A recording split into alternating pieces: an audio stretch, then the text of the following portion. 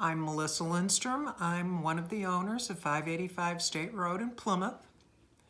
And I'm here to talk about the history of this house, which is extremely unique and fascinating. We know where this house is. You've probably driven by it. It's right beside the Stars I Am restaurant in Manomet. Right, heading south, right after Manomet Four Corners. When was the house built? My parents had it traced back to about 1660. Okay. And when does the history of the house begin?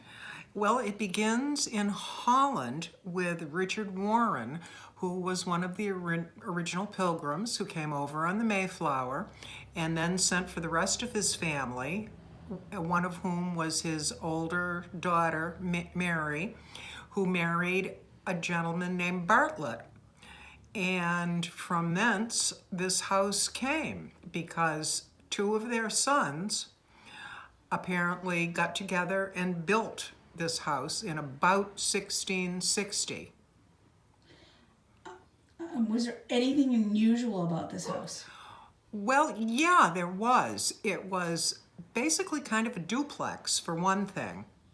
And it only has a cellar under one side of the duplex, which was the summer kitchen for both families. But another thing that's notable about the house is that it has quite high ceilings for the time. In a time where they had the lowest ceilings possible and people weren't terribly tall, they wanted to keep the heat in the winter, and anyone that had a high ceiling was felt to be a little wealthier than the average person. So those things are kind of unique about this house. Who lived there after the brothers? The house kept passing down to Bartlett's for many years until in the 1800s it was no longer used as a home but became the Manomet Post Office. And I understand that somewhere in the front wall of the house is still a letter slot that they came up by the door to put letters in to be mailed. And what happened next? Well, after the post office ceased to be, the land went into, I believe, private hands, but it may still have been Bartlett. Some of the land that belongs to the house is still was still owned by Bartlett's, and at some point, it was turned into a makeshift barn. It was painted battleship gray, walls, ceilings, and floors, and goats and chickens were housed there for quite some years. What years was that? That would have been probably in the early 40s. Okay. And I understand some of the Bartletts are buried up at... Oh, many of the Bartletts are buried up at the Four Corners at the church. It's, and matter of fact, the last gentleman that I believe lived there is right in the front row to the left of the front door to the church as you face it. Very interesting. What was, when did your parents buy the home? They bought the home mid to late 40s.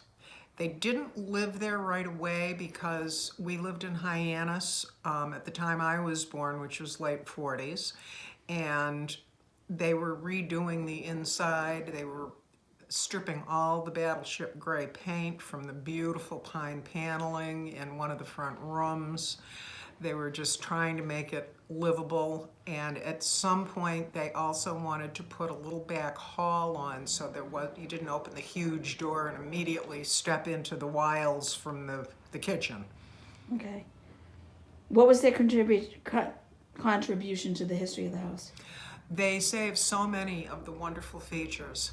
The front door is an original door. That is awesome, and I noticed it's got the slab. Yes, it's got an old mill wheel as the doorstep, and as you go into the hall, there's a stairway down to the summer kitchen, and it's the original stairway, almost more like a ladder.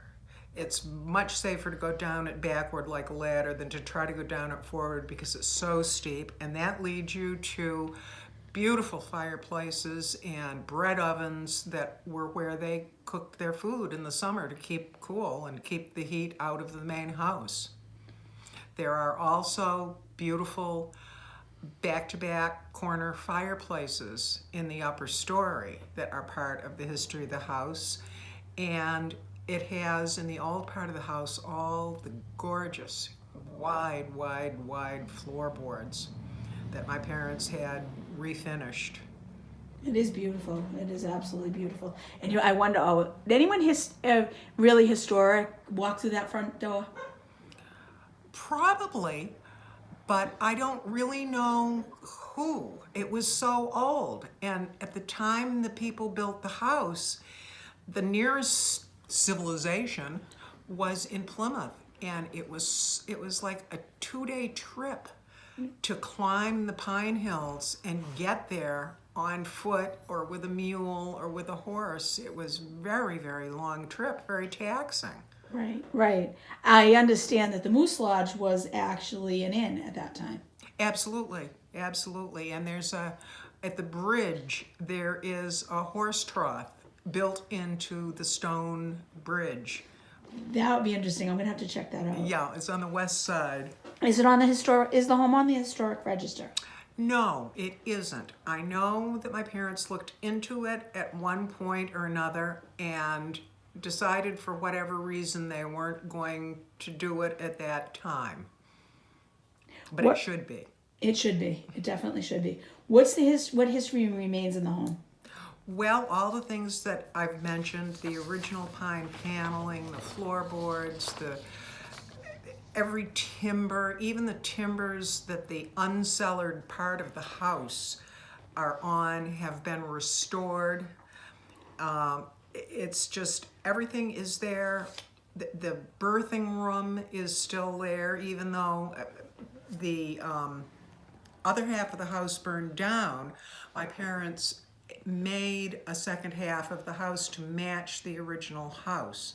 Now, some of the paneling, the beautiful paneling that's in the house now, there was paneling like that in the other half of the house, and some of that paneling is in the cottages down on White Horse Beach because people salvaged some of the stuff from the burned part of the house. It definitely wasn't a throwaway society. No, they recycled and used everything. What was the village like then? Well, as I said, it was very religious. The little church up at the Four Corners was moved and rebuilt 4 or 5 times, and it finally took its current place.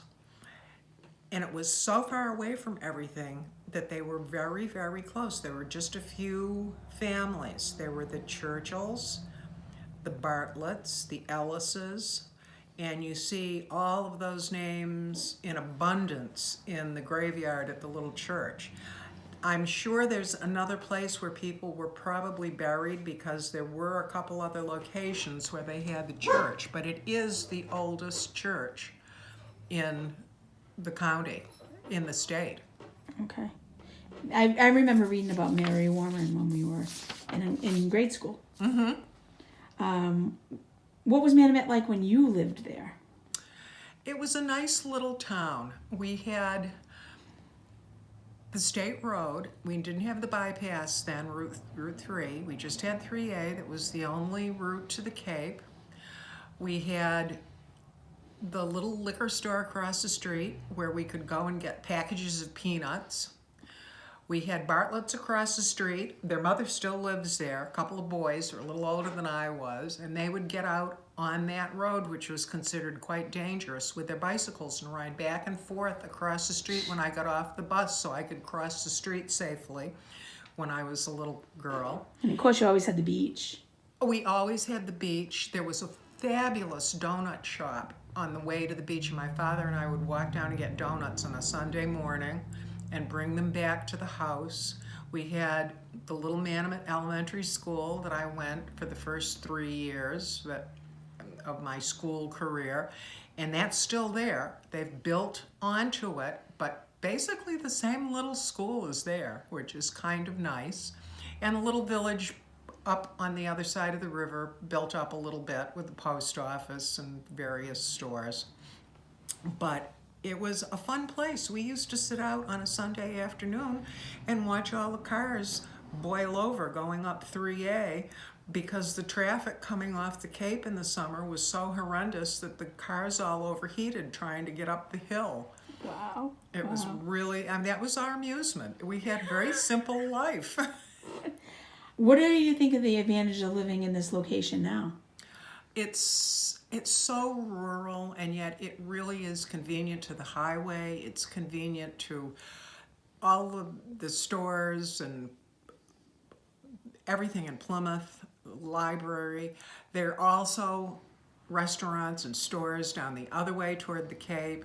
It is a way to sneak down almost onto the Cape in the summer. It almost without- has the Cape feel. Once you come over the Pine Hills, you almost feel like you're on the Cape. Yes, you do. You do. It's a wonderful, it's just wonderful. So we went down to the Cape all the time. We had various places to go. There was a chowder place that my father liked and a fried clam place that he liked and various restaurants. And What would you like to see for the house in the future? I would like to see somebody with the time and the patience and the love of history to get it up and running again. Unbeknownst to us, some of it has been pretty well robbed of its beauty, but everything that's wrong with the house is only cosmetic. And if I were even 10 years younger, I think I'd tackle it myself. But at this point, I know that I can't do it in at least timely enough a fashion for